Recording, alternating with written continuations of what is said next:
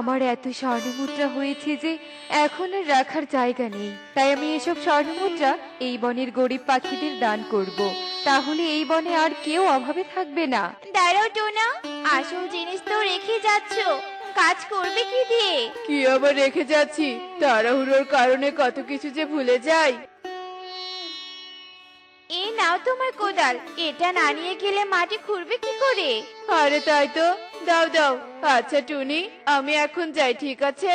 জমিতে অনেক কাজ করতে হবে, দেরি করলে কাজ শেষ করতেই পারবো না। আচ্ছা ঠিক আছে, যাও। আর শোনো না, একটু বাজার নিয়ে এসো, ঘরে কিন্তু কিছুই নেই রান্না করার মতো। আচ্ছা ঠিক আছে টুনি, হাতে তো পয়সাও নেই, তবুও চেষ্টা করব কিছু আনার, তুমি চিন্তা করো না।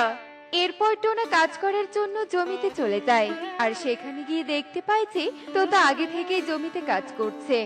এ কি তোতা দাদা, তুমি চলে এসেছো?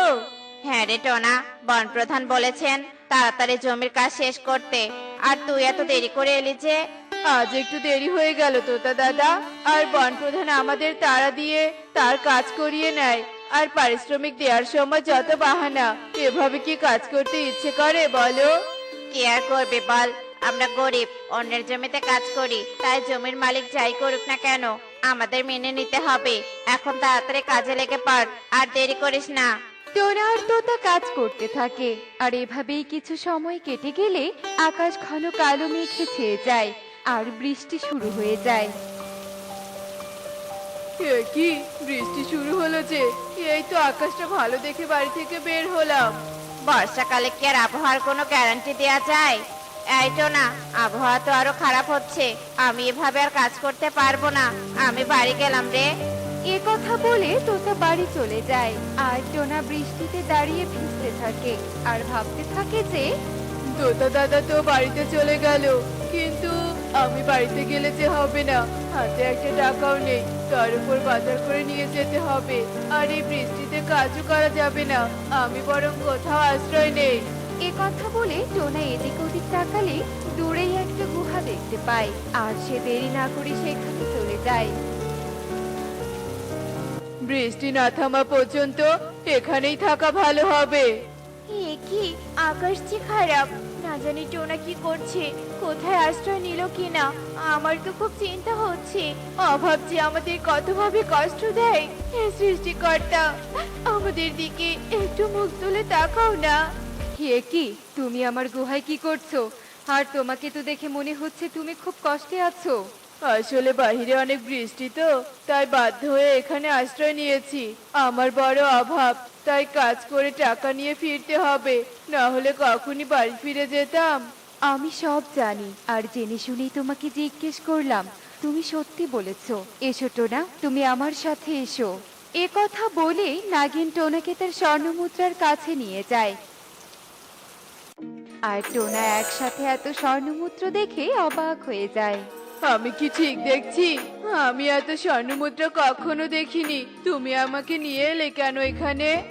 টোনা, এই সব আমি গরিব পাখিদের সাহায্যের জন্য রেখেছি, তাই তোমার যা প্রয়োজন এখান থেকে নিয়ে যাও। আমার এইটুকু দিয়েই হয়ে যাবে নাগিন? ভেবে দেখো টোনা, তুমি চাইলে কিন্তু আরো নিতে পারবে। না নাগিন, আমার আর লাগবে না। আর তোমাকে অনেক ধন্যবাদ আমাকে সাহায্য করার জন্য। এইটুকু স্বর্ণ মুদ্রা দিয়েই আমার হয়ে যাবে। এখন আমাকে অন্যের জমিতে কাজ করতে হবে না, এগুলো দিয়ে আমি কোনো একটা ব্যবসা শুরু করব। এরপর টোনা গুহা থেকে বের হলে দেখতে পায় যে ঘন কালো মেঘ কেটে আকাশ একদম পরিষ্কার হয়ে গেছে, তাই সে দেরি না করে কিছু বাজার নিয়ে বাড়িতে চলে যায়। হে কি টোনা, এত বাজার এনেছো? এত টাকা তুমি কোথায় পেলে? সকালে তো বললে টাকা নেই। এরপর টোনা টুনিকে সব কথা খুলে বলে, আর তখনই সেখানে ইগল এসে তাদের সমস্ত কথা শুনে ফেলে। আমি কিছু ভুল শুনলাম না তো? টোনা কিসের স্বর্ণমুদ্রার কথা বলছে? যাই দেখি, চলে বলে ওর কাছ থেকে শুনতে পাই নাকি। আরে হে কি, বন প্রধান, আপনি আমাদের এখানে কি মনে করে? ইয়ে মানে কি রে টোনা, তুই জমির কাজ শেষ না করে চলে এসেছিস কেন? তোতা তোর পরে গিয়ে আবার কাজ শেষ করেছে, তুই কাজ শেষ করিসনি কেন এটাই শুনতে এসেছি। আসলে বন প্রধান, আমি আর আপনার জমিতে কাজ করব না। আমাকে এ বনের গুহায় থাকা নাগিন কিছু স্বর্ণমুদ্রা দিয়েছে, আমি ওগুলো দিয়ে ব্যবসা করব। কি বলছিস? নাগিন তোকে কেন স্বর্ণমুদ্রা দিল? কারণ আমি গরিব, আর নাগিন শুধু আমাকেই না, এ বনে সব গরিব পাখিদের সাহায্য করবে। কি বলছিস কি? আমার তো বিশ্বাসই হচ্ছে না। যাই হোক শোন, আমি তাহলে গেলাম। যেহেতু আমার জমিতে কাজ করবি না, সেহেতু আমার আর এখানে থেকে লাভ নেই।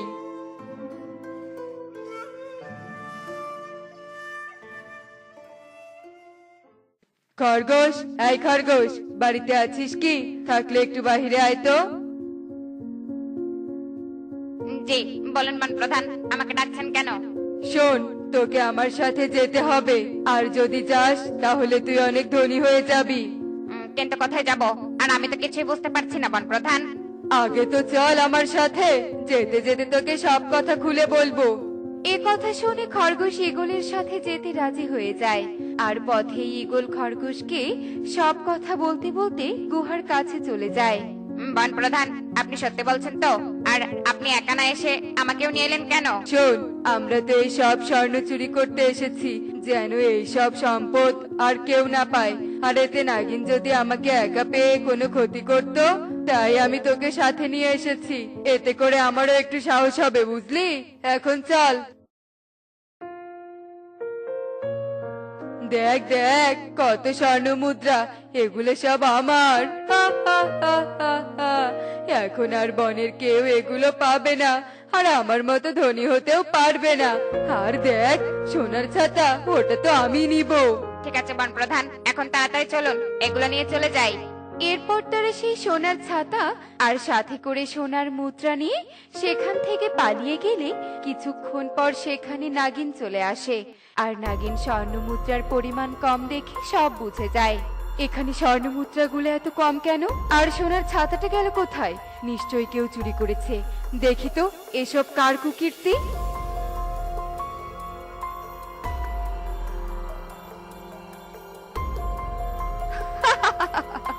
ওরে বজ্জাতি গুলার খরগোশ, তোরা একটু পরে মজাটা বুঝতে পারবি।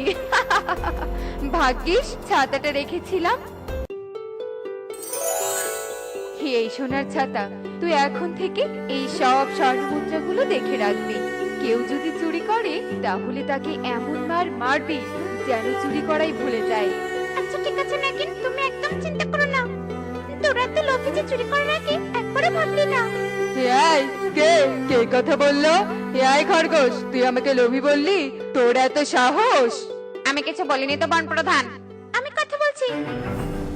আর এবার আমি তোদের এমন শিক্ষা দিব যে তোরা আর কখনো এমন কাজ করবি না। তোদের সব থাকা সত্ত্বেও তোরা গরিব পাখিদের জন্য রাখা ধন সম্পদের উপর লোভ করছিস। দাঁড়া, তোদের দেখাচ্ছি মজা। এরপর সোনার ছাতা ঈগল আর খরগোশকে পেটাতে থাকে, আর তারা চিৎকার করতে করতে পালাতে থাকলে বনের সব পাখিরা তাদের দেখে হাসতে থাকে। ওরে বাবা রে, ওরে মারে, আমাদের আর মেরো না, আমাদের ভুল হয়েছে। তো বন্ধুরা, দেখলে তো অতিরিক্ত লোক কিভাবে আমাদের সম্মান নষ্ট করে দিয়ে সবার চোখে হাসির পাত্র বানিয়ে ফেলে। এমনই সব মজার মজার শিক্ষণীয় টুনি পাখির গল্প দেখতে আমাদের সাথেই থেকো। আর গল্পটি কেমন হয়েছে তা কমেন্টে জানাতে ভুলো না কিন্তু। Bye bye. আমার খুব খিদে পেয়েছে।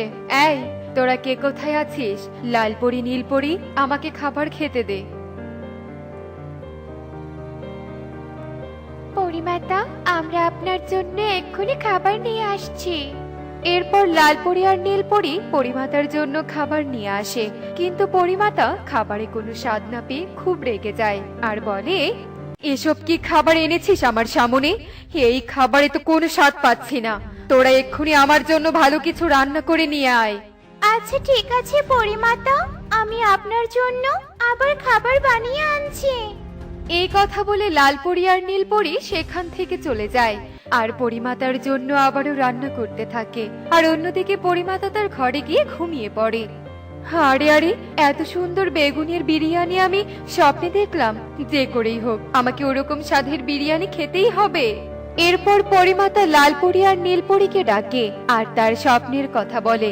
লালপরি আর নীলপরি এরকম অদ্ভুত রকমের খাবারের কথা শুনে অবাক হয়ে যায় আর বলে, বেগুনের বিরিয়ানি?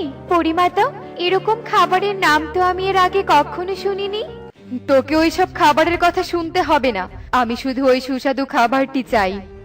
পরিমাতা, আমরা তো ওই বেগুনের বিরিয়ানি কখনোই বানাইনি, তাই জানিও না ওই বেগুনের বিরিয়ানি কিভাবে বানাতে হয়।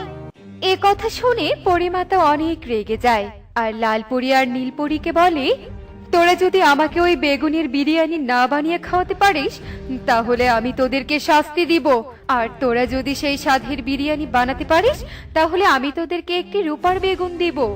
এরপর লালপরি আর নীলপরি অনেক চিন্তায় পড়ে যায়। আমাদের রাজ্যে তো এরকম রান্না কেউ করতে পারবে না, অন্যদিকে পরিমাতাও যদি সেই বিরিয়ানি না খেতে পারে তাহলে যে আমাদেরকে অনেক শাস্তি দিবে। লালপরি, এবার কি হবে রে? তুই ঠিক কথাই বলেছিস, চল আমরা পক্ষীকুলে যাই, ওখানে নিশ্চয়ই অনেক সুন্দর সুন্দর রান্নার খাবার পাওয়া যাবে। এরপর লালপরি আর নীলপরি পক্ষীকুলে আসে আর দূর থেকে তারা খিচুড়ির গন্ধ পায়। আরে আরে, এত সুন্দর খিচুড়ির সুগন্ধ! চল তো গিয়ে দেখি তো কে খিচুড়ি বিক্রি করছে। আমরা যদি পরিরূপে যাই ওখানে তাহলে তো পক্ষীকুলের সবাই আমাদেরকে দেখে ভয় পেয়ে যাবে, তাই আমাদেরকে পাখি রূপে যেতে হবে, বুঝতে পেরেছিস? এরপর লালপরি আর নীলপরি তাদের নিজেদের রূপ বদলে পাখি রূপে এসে বনের ভেতরে সেই খিচুড়ি খুঁজতে যায়। আর বেশ কিছু দূরে যেতেই দেখতে পায় টুনি একটা ছোট্ট ঝুড়িতে করে খিচুড়ি বিক্রি করছে। তারপর তারা দুজন টুনির কাছে আসে আর পাখি রূপে লালপরি বলে, টুনি, ও টুনি, আমাদের দুজনকে এক প্লেট করে খিচুড়ি দাও তো। দাঁড়াও গো, দিচ্ছি, এ নাও তোমাদের খিচুড়ি। এরপর টুনি তাদের দুজনকে 2 প্লেট খিচুড়ি দেয় আর তারা দুজন যেই খিচুড়ি মুখে দেয় অনেক স্বাদ পায় আর বলে, টুনি, এত সুস্বাদু খিচুড়ি এর আগে আমি কখনো খাইনি গো। তোমার হাতের রান্না তো অনেক সুন্দর, কিন্তু তুমি এই ছোট্ট ঝুড়িতে করে খিচুড়ি বিক্রি করছো কেন? আর বলো না দুঃখের কথা, তাহলে সব ঘটনা শোনো। মোড়ল সাহেব, ওই টুনি তো দোকান করে অনেক উন্নতি করছে, আমরা যদি ওই টুনির কাছ থেকে টুনির দোকানটা নিতে পারি তাহলে তো আমরা অনেক উন্নতি করতে পারবো। হ্যাঁ রে, তুই ঠিকই বলেছিস, দিন দিন এই টুনি অনেক উন্নতি করছে। তুই টুনির দোকানটা কেড়ে নে, আর টুনি যখন আমার কাছে বিচার দিতে আসবে তখন আমি বলবো এই দোকান তোর। এরপর কালু মোড়ল সাহেবের সাথে কথা বলে আমার দোকানের দিকে আসে আর আমি কালু দাদাকে দেখে বলি, কালু দাদা, তোমার কি কিছু লাগবে? লাগবে মানে? তোর দোকানটাই তো আমার লাগবে। শোন, আমি এসেছি তোর দোকান দখল করার জন্য, আজ থেকে এই দোকানের মালিক আমি। কালু দাদা, এসব তুমি কি বলছো?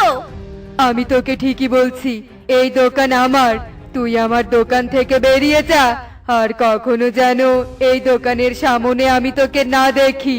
না না কালু দাদা, এসব তুমি করো না, আমার দোকান তুমি অন্যায় ভাবে কেড়ে নিতে পারো না, তুমি আমার দোকান ফিরিয়ে দাও, ফিরিয়ে দাও।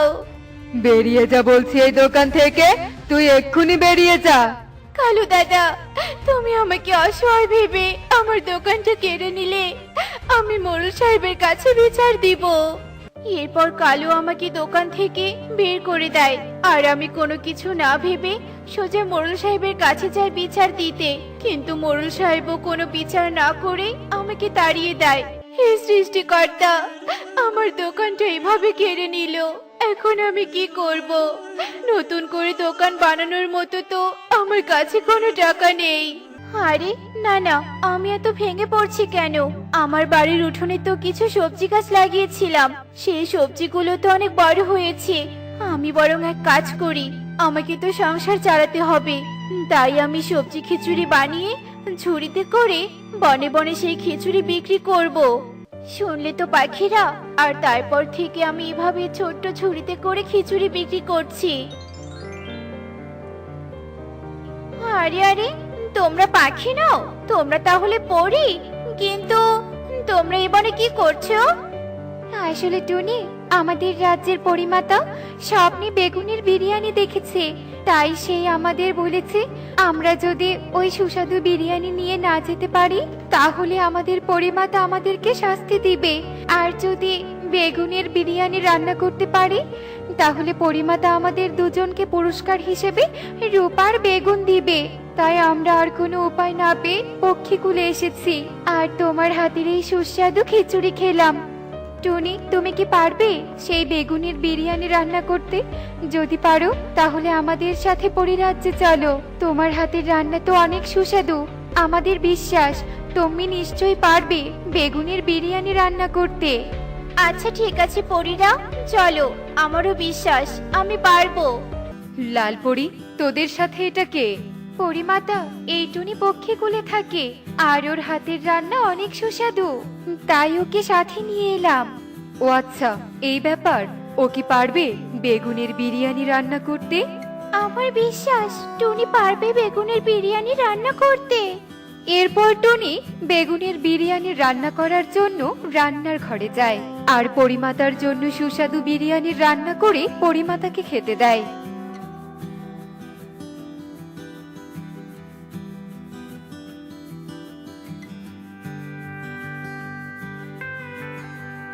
আরে আরে, এত সুস্বাদু খাবার, একদম স্বপ্নে দেখা খাবারের মতো। টুনি, আমি তোর উপর অনেক খুশি হয়েছি। এরপর পরিমাতা খুশি হয়ে টুনিকে একটা রূপার জাদুর বেগুন উপহার দেয় আর টুনি বলে, পরিমাতা, আমাকে এই রূপার বেগুন দিয়েছেন কেন? আমার কাছ থেকে তো এই জাদুই রূপার বেগুন ওই কালু আর মোড়ল কেড়ে নেবে। না টুনি, ওরা নিতে পারবে না। এই বেগুনে জাদু দেয়া আছে, তাই কেউই চাইলেও এই বেগুন নিতে পারবে না। এরপর টুনি পরিমাতাকে ধন্যবাদ জানিয়ে রূপার বেগুন নিয়ে পক্ষীকুলে চলে আসে আর এসে আবারও আগের মতো দোকান দিয়ে ব্যবসা করতে থাকে। আর টুনির এত উন্নতি দেখে কালু বলতে থাকে, আরে আরে, এই টুনি আবার এত সুন্দর দোকান দিয়েছে। মোড়ল সাহেব, চলুন আমরা ওই টুনির দোকানটা নিয়ে নেই। এরপর কালু আর মোড়ল যেই টুনির দোকানে যায় আর টুনির দোকানে হাত দেয়, সাথে সাথে রূপার বেগুনটা তাদেরকে হা করে খেতে আসে। আরে আরে, এই বেগুনটা তো আমাদের কাছে আসছে। কালু, পালা এখান থেকে, পালা। এরপর রূপার বেগুন মোড়ল আর কালুকে তাদের উচিত শিক্ষা দেয়।